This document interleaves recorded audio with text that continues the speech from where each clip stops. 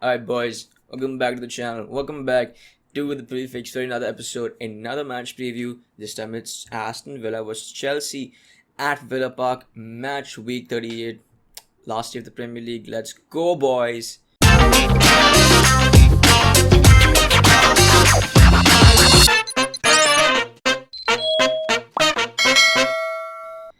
Aston Villa at Villa Park is not going to be an easy game. We saw last the reverse fixture at Chelsea at Stamford Bridge. Earlier on the season, a 1-1 draw. We could have won the game if Chilwell netted that shot that hit the pole at half volley. Was it a full volley? It was a proper volley. If he netted that, we could have won the game. But it was a tough game because Aston Villa are a very decent side. They look quite dangerous at the start of the season, mid-season even when before Grealish got injured. Once he got injured, they kind of fell off the bandwagon. No one was really performing that well. El Ghazi, inconsistent. Ollie Watkins, inconsistent. McGinn, probably one of their best players in that team, performing on a regular basis. They got the win at Spurs last week as well, which is a huge boost for them, and will definitely be a confidence booster going into this game, especially when they're playing at home now. A big point to prove to the fans, even though they are sitting at 11th position. Not much to play for, not much to fight for, but the fans are going to be back, and that's going to be a massive boost. Obviously, Villa fans, absolutely crazy bunch of guys, so it's going to be wild. But, Chelsea are a top team, and with much more to fight for. Much more to fight for. Chelsea and Aston Villa couldn't be in more different predicaments, honestly. Chelsea fighting for European football, Chelsea fighting for some momentum going into the Champions League final, and obviously the top four spot, the all important top four spot. We need to secure that ASAP. So you know what, with the race being so tight, with goal difference also might be coming into play. It's all in our hands. If we win this game, top four is in the bag, boys. So we have to look to ourselves. We cannot depend on anybody else for results. There's no room for that because that never ends well. So you know what, this game is gonna be another massive test. As every game is, we've not been most consistent in the past couple of weeks. Obviously, ups and downs in the form and in the mentality of players. But this game should hopefully help the players push themselves to the edge because it's the last game of the Premier League. They want to finish on a good note. And Chelsea versus Leicester last week, massive result. Puts us in the driving seat to get top four, and it was a huge performance for the boys. A massive performance to after losing that final the way we lost with that decision towards the end. I'm not gonna sit and complain about VAR. I think there are plenty of people who are doing that already. I think it's important to look to ourselves. We showed some mentality in that game. We showed a lot of mentality, in fact, and it was something that we fans were crying out for. But at the end of the day, that was just 3 points. That is just 3 points and nothing more, nothing less. And we have to accept that. We have to show the same thing again against Aston Villa, the same intensity, and that means we need to stick with the same squad. I think we should stick with the same squad because that's our best 11, if I'm being quite honest. And I said this a week ago. There's no room for resting players because of possible injuries or whatever. It is time to throw caution to the wind and put your best team out there because this is a make or break. This could very well end up being one of the worst seasons in Chelsea's history, and we cannot let that happen. So do what you gotta do. Put the players who need to play up on the field. And yeah, so without any further ado, let's just look at the lineups that I've gone with. In goal, I have gone with the main man, Edouard Mendy. There's no doubt in my mind that this guy is probably the best goalkeeper in the Premier League. Obviously Edison wins the Golden Glove, deservedly so, very close. But I feel Mendy got robbed, bro. Mendy got robbed. New guy in the league, new boy on the block. Absolutely banging performances. The timing of the saves, the gravity of the saves. Some of the saves, match saving 3-point saves. So Yeah, I think he got robbed with that, but he's definitely going to win the Golden Glove for the Champions League. So, Mendy gets in 100%. The back three, I've gone with the back three of Thiago Silva, Cesar Azpilicueta, and Rudiger. I think this is our best back three right now. I think they understand each other very well. You know, uh, Obviously, in the game against Leicester, we saw Reece James play that right centre back role, which is kind of weird. I mean, I didn't want to see that. I said in the preview that I didn't want to see that happening again. But it's hard. It's hard to make a case when he plays so well in that position. It's hard to debate why he shouldn't play that when he played so freaking well. But for this game, it's a different side with different threats at different areas of the pitch. Aston Villa are a good side, and so I think this back three is the most stable, the most well equipped to handle Aston Villa's threats in the form of Ollie Watkins, in the form of El Ghazi and Jack Grealish. They also have their wing backs for massive threats. I admire their wing backs honestly. Matty Cash and Matt Target.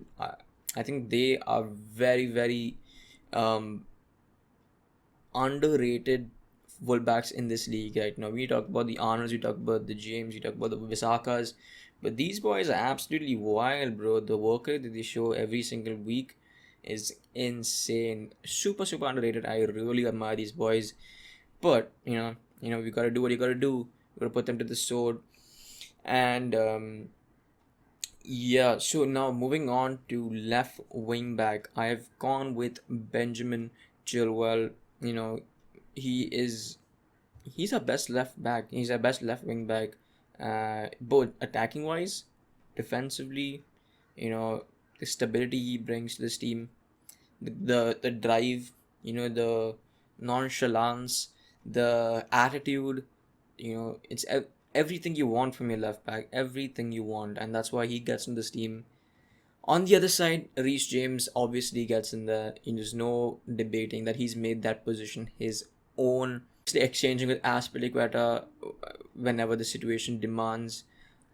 I think he's made this position his own, not only in the Chelsea team but also in the England squad. Absolute massive talent, um, technically, physically, attitude wise. It's just everything is there, and everything is set for him to become one of the best right backs in the world. Moving on to the midfield, the double six. I've gone with the bromance. The bromance is back, and I'm so happy with this. I was very very happy with the performance at Leicester, honestly, from the boys, because Kovacic was not even warmed up when he came on, because Kante was felt something in his hamstring. He thought he was going to get injured. Kovacic comes on, no worries. Sorts out the midfield, except for the one missing that led to the goal. I think his performance was absolutely flawless. Jorginho, he upped his game when Kovacic came on. He looked way better when Kovacic came on. So, that partnership is something that is they've always understood each other. They know each other's strengths, they know each other's weaknesses, and they understand each other on a different level than Kante and these guys do. So, this partnership I feel is a better partnership than Kante and Jorginho or Kante and Kovacic. Let's move on to the number 10s. I've gone with Mason Mount and Christian Pulisic. Both of these boys played in the Leicester game. Christian Pulisic had a bad game, if I'm being honest. It was an absolute ass performance. But we all know what he brings to the table. We saw what he brings to the table against Real Madrid, one of the biggest sides in the world. We saw what he did to them. Absolutely annihilated them. So on his day, he's an absolute beast, a huge threat, and can cause a lot of troubles for this Aston Villa defense.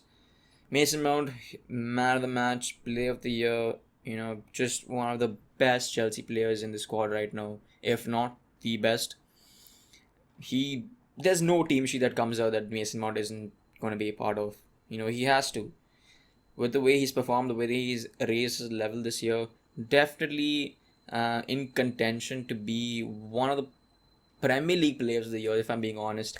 Obviously, Ruben Diaz winning the Premier League Player of the Year, Well deserved. I think personally I would give it to Bruno Fernandes because of the amount of games he's played. Manchester City have the ability to rotate players, and so it keeps them a bit more fresh, keeps them a bit, they have that safety net. Bruno Fernandes has been playing week in, week out, almost every single game, and Manchester United, that they've been burning out players this season. You saw Anthony Martial, Rashford, Bruno Fernandes as well. Maguire as well. So it isn't a surprise, but Bruno Fernandes has somehow managed to keep his quality and his level up there with the best, and that's why I feel like he is he should have won it. He should have won it. But it is what it is. We move to the striker, the number 9. The number 9 I've gone with is Timo Werner. Timo Werner gets in, bro. Man, this guy he just frustrates me, man. He frustrates me because I've said this before. He provides every single thing that you want from a striker except goals. Except goals, he provides every single thing, and it's tough, man. It's so tough because there's so many different factors that are in play here. He's scored. First of all, he keeps making the same mistake every single game. Every single game, he's always on an offset. He's always in an offset position, and obviously he scores an offside goal on a regular basis. I think he's got 14 offside goals, just some nonsense like that. He's hit the woodwork over 6 times, and yeah, dude, he's won over like I think 8 penalties, 6 or 7 penalties or some. I don't even know what the stats are, but he's an absolute monster in every single aspect of that role in that striker position, except in goals. But he offers so much in every single aspect. His work ethic is undefeated, bro. He offers, he drops deep. He makes runs beyond the defender. He's always on the shoulder, causing them problems, giving them something to think about every single time we have an attack. So, this is why Timo Werner gets in, and the goals will come. We've been saying that all season, but the goals will come. Everybody knows that. There's no doubt in anybody, even the rival fans know this. As soon as Timo Werner gets kicking, bro, it's over for the Premier League. It's over. But yeah, that's the team I've gone with. Let me know what your team would be for this game. It's super, super exciting game, and it's a very much a bittersweet ending to the season. We have nothing to look forward to now once the Premier League's over, and it's gonna be an empty weekend. It's gonna be a very, very weird thing for us fans because we're so used to having football, so used to depending on the excitement of football on the weekends. It's gonna be very, very weird. We're gonna have to find something to fill up our weekends with, and that's kind of what my job is to do for you guys. So let's hope I can do that. Let's hope I can put out some good content. It's gonna be bi-weekly videos from now on. Some major announcements, some collabs coming up, so make sure you are tuned in for that. We'll be announcing all those very, very shortly, so do not forget to follow me on my socials. Links down below or on the screen. Make sure to follow. If you like this kind of video, make sure to drop a like because it really, really helps the channel. If you are new, welcome to the Chelsea Goalpost family, boys. Welcome, and make sure to hit that subscribe button. It lets me know that you enjoy this content. Do not forget to hit that notification bell so that you never miss an upload from me. Head down to the comment section below. Let me know what will be your starting 11 and what games are you most looking forward to watch this time around. Let me know down below, and yeah, I'll see you in the next one. Hopefully there's a reaction video for this, and you can bet your ass I'm gonna have a few watch alongs as well. Definitely a watch along for the Champions League, possibly a watch along for the Europa League game, Manchester United versus Villarreal as well. A huge game for them, their first chance at silverware in a long, long time. So it's gonna be massive. So stay tuned to the channel, boys, and I will see you guys in the next one. Peace.